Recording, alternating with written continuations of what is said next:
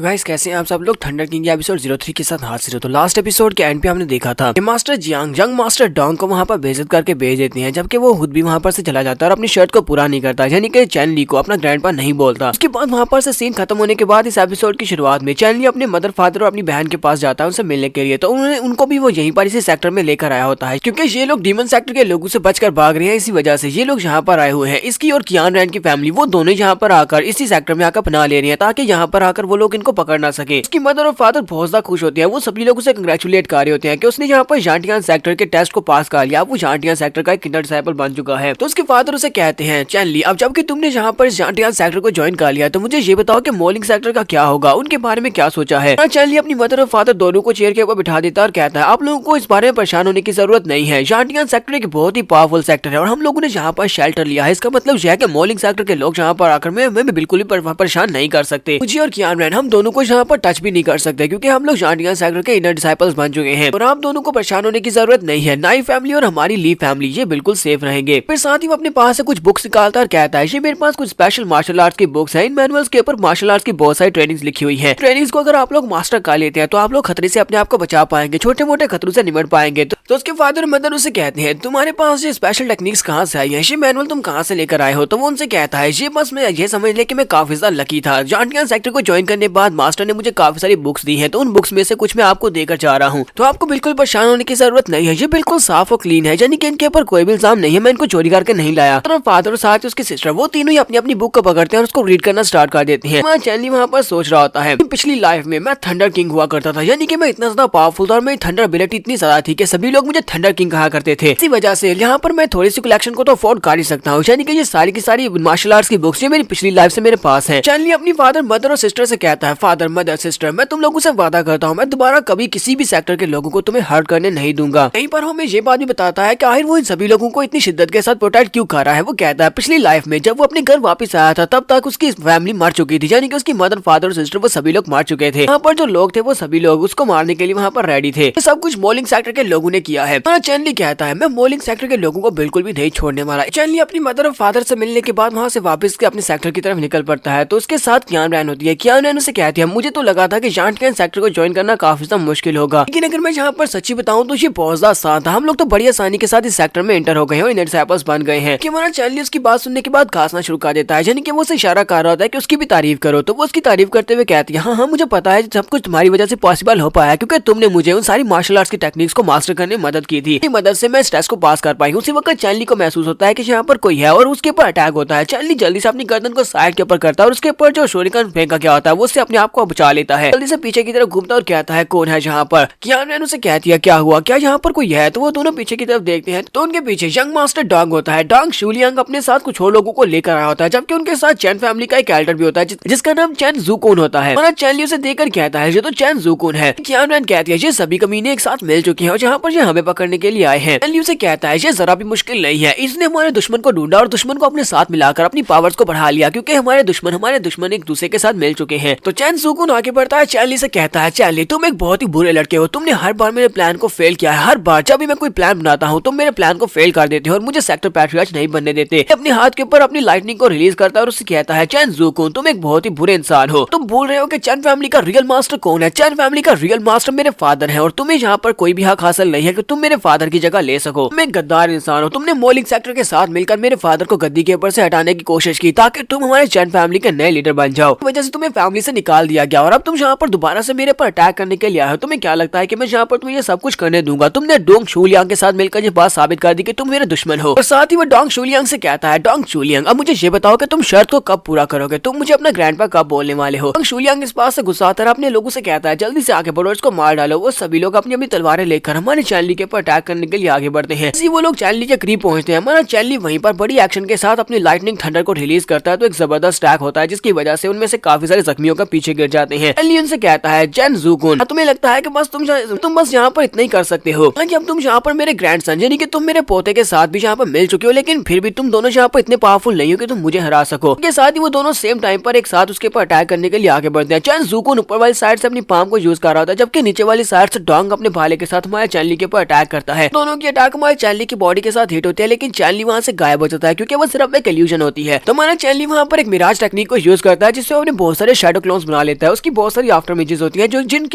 दोनों को आसपास घेर लिया होता है, आसपास से घेरा होता है। तो वो लोग कहते हैं आयुष ये कौन सा स्किल है, इसने इतना एडवांस स्किल कैसे मास्टर कर लिया, और ये तो काफी ज्यादा स्ट्रॉन्ग लग रहा है। अब हमें कैसे पता चलेगा इनमें से असली वाला कौन है। वो दोनों अपनी अपनी साइडों के ऊपर देख रहे होते हैं, वहाँ पर पता लगाने की कोशिश कर रहे होते हैं कि दोनों में से असली वाला कौन सा है। अब हमारा चैनली वहाँ पर पीछे से निकलता है और उनसे कहता है तुम दोनों को क्या लगा था कि तुम लोग मेरी मिराज टेक्निक को इतनी आसानी से टैकल कर पाओगे, और साथ ही वो अपनी पाम में अपनी थंडर इलेक्ट्रिसिटी को रिलीज करते हुए दोनों की पीठ के ऊपर पंच मारता है, दोनों की पीठ के ऊपर पाम मारता है, जिससे वो दोनों जख्मी होकर पीछे की तरफ गिर जाते हैं। कियान रैन भी आगे बढ़ती है और हमारे चैनली से कहती है तुमने जहाँ पर तो मुझे फाइट करने का मौका ही नहीं दिया, तुमने मुझे चांस ही नहीं दिया, तुम अकेले यहाँ पर इनसे फाइट कर रहे हो। शूलियांग से कहता है ऐसा कैसे हो सकता है, तुम इतने ज्यादा स्ट्रॉन्ग कैसे हो सकते हो, तुम मुझसे स्ट्रॉन्ग नहीं हो सकते क्योंकि मैं एक जीनियस हूँ। तुम्हारा चैनली जाकर उसकी कमर के ऊपर अपना पाँव मारता है और उसे कहता है तो मेरे पोते आप मुझे बताओ क्या तुम यहाँ पर गिव अप करने वाले हो या नहीं। तो उसे कहता है हाँ मैं ठीक है मैं गिव अप करता हूँ। चैनली आगे बढ़ता है, उसको बालों से पकड़ता है और उससे कहता है चलो फिर ठीक है, तुम्हें यहाँ पर उस शर्ट को पूरा करना होगा, अगर तुम मुझे यहाँ पर ग्रैंडपा बोलते हो तो मैं तुम्हें छोड़ दूंगा। रैन उसे कहती है प्लीज बच्चों तुम्हारे पर अटैक हुआ है। तो चैनली जल्दी से पीछे की तरफ गिरता है क्योंकि उसके ऊपर काफी सारी नीडल्स के साथ अटैक होता है, वो नीडल स्टॉर्म स्पेशल अटैक होता है। जब उसके ऊपर नीडल से अटैक होता है तो नीडल्स की बॉडी के अंदर धंस जाती है और पीछे की तरफ गिरकर जख्मी हो जाता है। तो कियान रैन भागती हुई उसके पास आती है और उसे सहारा देते हुए कहती है चैनली चैनली क्या तुम ठीक हो। तो चैनली उसे कहता है कि मैं वहाँ पर कुछ ज्यादा ही केयरलेस हो गया था, उससे मौका मिल गया मेरे पर अटैक करने का, लेकिन ऐसा नहीं हो सकता, मैं इतनी आसानी के साथ तो बिल्कुल भी नहीं हार सकता। डोंग शूलियांग से कहता है यहाँ पर सभी लोगों के सामने मुझे ह्यूमिलिएट किया तो तुम्हें यहाँ पर यही सजा मिलनी चाहिए थी, तुम डिजर्व करते हो, अभी सारी नीडल्स के साथ तुम यहीं पर मरने वाले हो। कियान रैन उसे कहती है अपनी बकवास बंद करो, इस चीज यहाँ पर इतनी जल्दी से तो नहीं मार सकता। आगे हंसना शुरू कर देता है और उसे कहता है तुम्हें बिल्कुल परेशान होने की जरूरत नहीं है, इसके बाद तुम्हारी बारी आने वाली है, लेकिन तुम्हें ज्यादा परेशान होने की जरूरत नहीं है क्योंकि तुम एक खूबसूरत लड़की हो, तो मैं तुम्हें यहाँ पर एक बहुत ही स्पेशल ट्रीटमेंट दूंगा और उसके बाद तुम्हें मारूंगा। जबकि हमारा चाइल्ड का खड़ा हो जाता है और उसे कहता है तुम्हें क्या लगता है कि तुम इन नीडल्स के साथ मुझे यहाँ पर जख्मी कर सकते हो, क्या तुम्हें पता है कि जो नीडल्स होती है ये लाइटनिंग की बहुत अच्छी कंडक्टर होती है।